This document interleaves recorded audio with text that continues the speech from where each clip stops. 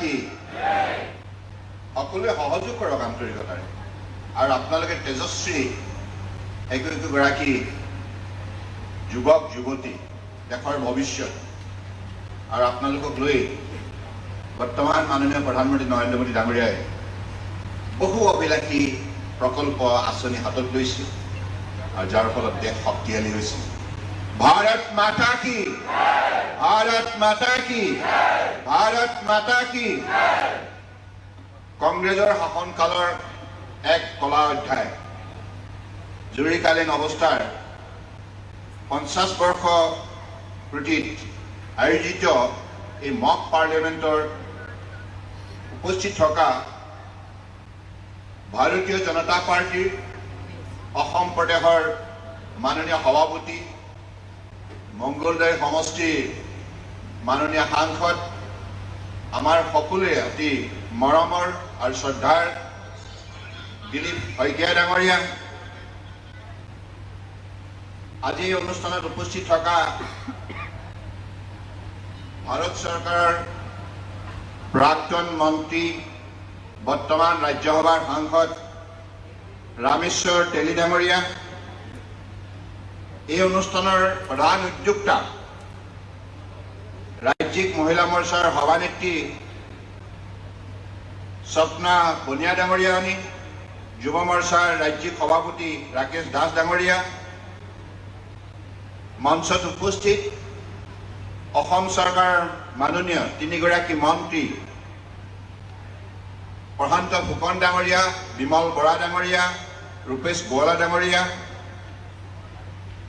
আৰু এই সভাত উপস্থিত থকা কাজিৰঙা লোকসভা সমষ্টিৰ সাংসদ তথা ভাৰতীয় জনতা পাৰ্টীৰ ৰাষ্ট্ৰীয় সমিতিৰ অন্যতম সম্পাদক কামাখ্যা প্ৰসাদ তাছা ডাঙৰীয়া, ভাৰতীয় জনতা পাৰ্টীৰ ৰাজ্যিক সমিতিৰ মাননীয় উপসভাপতি পুলক গোহাঁই ডাঙৰীয়া, সাধাৰণ সম্পাদক ঋতুপৰ্ণ বৰুৱা ডাঙৰীয়া, কানৈ মহাবিদ্যালয়ৰ অধ্যক্ষ মাননীয় শশীকান্ত শইকীয়া ডাঙৰীয়া, লগতে আজি সভাত উপস্থিত থকা মাননীয় বিধায়কসকল, ডিব্ৰুগড় জিলা বিজেপিৰ বিষয়ববীয়াসকল, ডিব্ৰুগড় জিলা মহিলা মৰ্চা, যুৱ মৰ্চাৰ বিষয়ববীয়াসকল আৰু এই মক পাৰ্লিয়ামেণ্টত অংশগ্ৰহণ কৰা ছাত্ৰ ছাত্ৰী বন্ধু বান্ধৱীসকল, মই বক্তব্যৰ পাতনি মেলাৰ প্ৰাক মুহূৰ্তত আজি যিসকলে কেইবাটাও সেশন, কেইটা সেশন দিছে, দুটা সেশনত যিসকলে অংশগ্ৰহণ কৰিব মক পাৰ্লিয়ামেণ্টত, মই তেখেতসকলক যদি আপোনালোকে বেয়া নাপায় নিজ স্থানতে অলপ থিয় হৈ দিব নেকি? সকলোৱে চাব বিচাৰে, সকলোৱে হাত তালি মাৰি তেখেতসকলক স্বাগতম জনায়। আজিৰ দিনটো ছিগনিফিকেণ্ট। এই দিনটোৰ তাৎপৰ্য আপোনালোকে আজি প্ৰতিফলন ঘটাব আপোনালোকৰ আন্তৰিক সহযোগিতাৰ আৰু আপোনালোকৰ বক্তব্যৰ যোগেদি, চিন্তাধাৰাৰ যোগেদি, যে কংগ্ৰেছ দলটোৱে, আপোনালোকে বহক, ধন্যবাদ।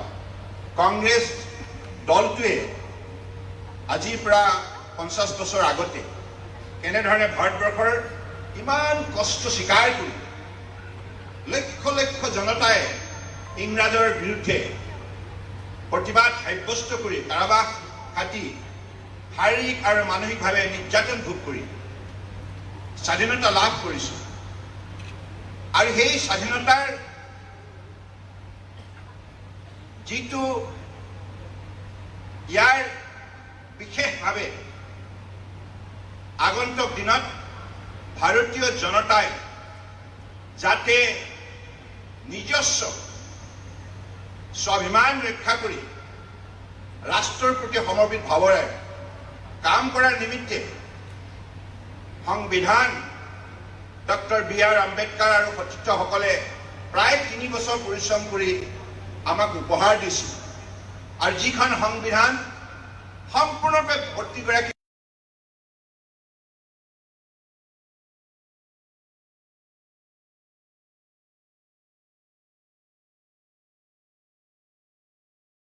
ভাৰতীয়ৰ মনৰ কথা, আশা আকাংক্ষা জীৱনৰ আজি আমি সকলোৱে একেমুখে স্বীকাৰ কৰিবই লাগিব। আজি ভাৰতবৰ্ষ যদি বিশ্ব শ্ৰেষ্ঠ অন্যতম ৰাষ্ট্ৰ হিচাপে নিজৰ পৰিচয় বুটলিবলৈ সক্ষম হৈছে, ইয়াৰ অন্তৰালত আছে ভাৰত সংবিধান। ইমান এখন পবিত্ৰ সংবিধান, সকলোৱে ইয়াক এখন জীৱনৰ আটাইতকৈ আদৰ্শ গ্ৰন্থ হিচাপে মনে প্ৰাণে শ্ৰদ্ধা সহকাৰে গ্ৰহণ কৰে। গতিকে সেইখন সংবিধানকেই ক্ষমতাৰ লালসাত ইন্দিৰা গান্ধীৰ গান্ধী পৰিয়াল নিঃশংসভাৱে হত্যা কৰাৰ যিটো পদক্ষেপ গ্ৰহণ কৰিছিল, ইয়াৰ বিৰুদ্ধে পুনৰবাৰ লক্ষ লক্ষজনে প্ৰতিবাদ সাব্যস্ত কৰি পুনৰ আম্বেদকাৰ ডাঙৰীয়াই উপহাৰ দিয়া সেইখন সংবিধানক তেখেতসকলে ৰক্ষা কৰিলে। আৰু যাৰ ফলশ্ৰুতিত আজি আমি ভাৰতবৰ্ষৰ মাননীয় প্ৰধানমন্ত্ৰী নৰেন্দ্ৰ মোদী ডাঙৰীয়াৰ বলিষ্ঠ নেতৃত্বত আজি এইখন দেশৰ প্ৰতিগৰাকী নাগৰিকে সন্মান সহকাৰে নিজৰ অধিকাৰ ভোগ কৰি সামাজিক ন্যায় অৰ্থনৈতিক উন্নয়নৰ আজি ইয়াৰ পৰা বিশেষভাৱে লাভান্বিত হৈ আজি এখন শক্তিশালী ভাৰত বিশ্বৰ বুকুত প্ৰতিষ্ঠা কৰাৰ বাবে বিকাশ যাত্ৰাত আত্মনিয়োগ কৰিছে। গতিকে মই আজি এই সভাত যিসকল উঠি অহা প্ৰজন্ম আছে, ছাত্ৰ ছাত্ৰী আছে, আপোনালোকে ভাৰতীয় জাতীয় সেই অধ্যায় প্ৰদান কৰি গৈছে। গতিকে গণতন্ত্ৰ মানে এখন ৰাষ্ট্ৰত বসবাস কৰা প্ৰতিগৰাকী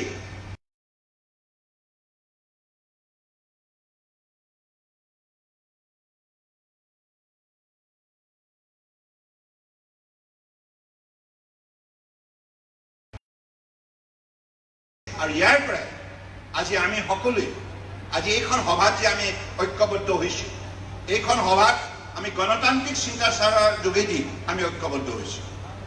আজি আপোনালোকে চাওক যে দিলীপ শইকীয়া ডাঙৰীয়াই আজি সুন্দৰভাৱে তথ্য সহকাৰে গোটেই কথাখিনি দাঙি ধৰিলে। মই এইবিলাক পুনৰাবৃত্তি কৰিব বিচৰা নাই, কেৱল এটাই কথা যে আজি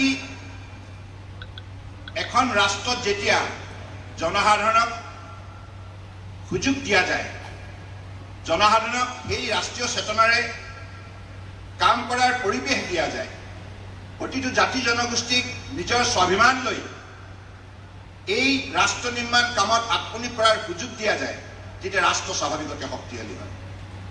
আজি মাননীয় প্ৰধানমন্ত্ৰী ডাঙৰীয়াই যিবিলাক নীতি হাতত ল'লে, প্ৰতিটো নীতি যদি আপোনালোকে গভীৰভাৱে অধ্যয়ন কৰে, গৱেষণা কৰে, তেতিয়া দেখিব প্ৰতিটো নীতিত গণতান্ত্ৰিক চেতনা শক্তি বিৰাজমান, গণতান্ত্ৰিক আদৰ্শ বিৰাজমান, গণতান্ত্ৰিক অনুভূতি বিৰাজমান।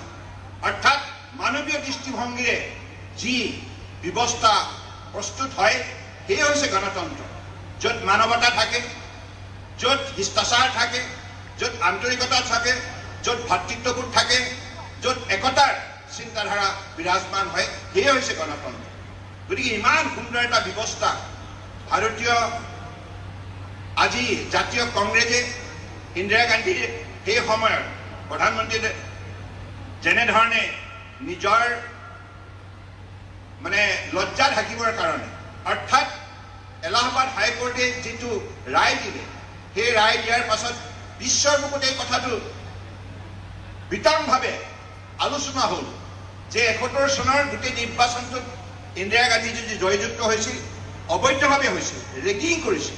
ৰেগিং শব্দটো তাত লিপিবদ্ধ আছে। অৰ্থাৎ সেই সময়তে দেশবাসীৰ ওচৰত মুখ উলিয়াব নোৱাৰা হ'ল আৰু নিজৰ সেই অৱস্থাটো ঢাকিবৰ বাবে দেশবাসীৰ ওপৰত এটা অনাহকত অভিযোগ তেখেতে দাঙি ধৰিলে বা অভিযোগ দাখিল কৰিলে। সেই অভিযোগটোৱে ইণ্টাৰনেল ডিষ্টাৰ্বেঞ্চ। কোনে ইণ্টাৰনেল ডিষ্টাৰ্বেঞ্চ কৰিছিল? কোনো কৰা নাছিল। সেইটো ইণ্টাৰনেল ডিষ্টাৰ্বেঞ্চ হ'ব নোৱাৰে।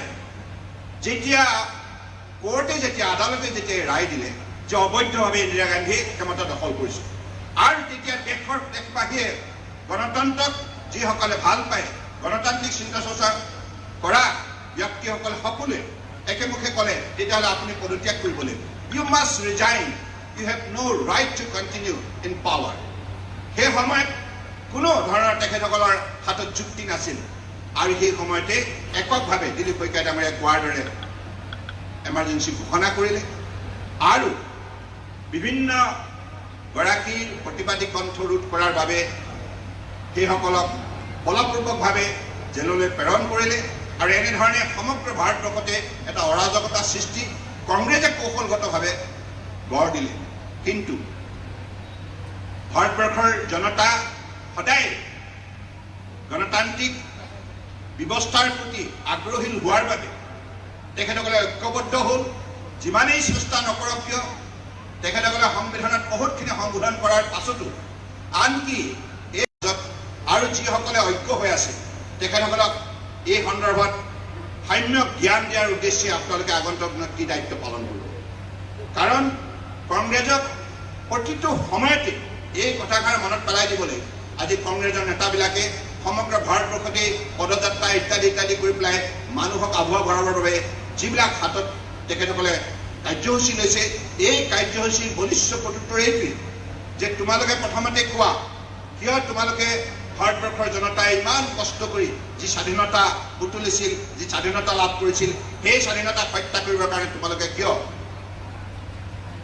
জৰুৰীকালীন অৱস্থা ঘোষণা কৰিছিল। গতিকে মই ভাবোঁ যে আজি এইখন সভাত নিশ্চিতভাৱে উঠি অহা প্ৰজন্মই এই কথাবিলাক বিশেষভাৱে গুৰুত্ব প্ৰদান কৰিব। মই কেইটামান কথা আপোনালোকক বিশেষভাৱে আহ্বান জনাওঁ যে why we should denounce Congress.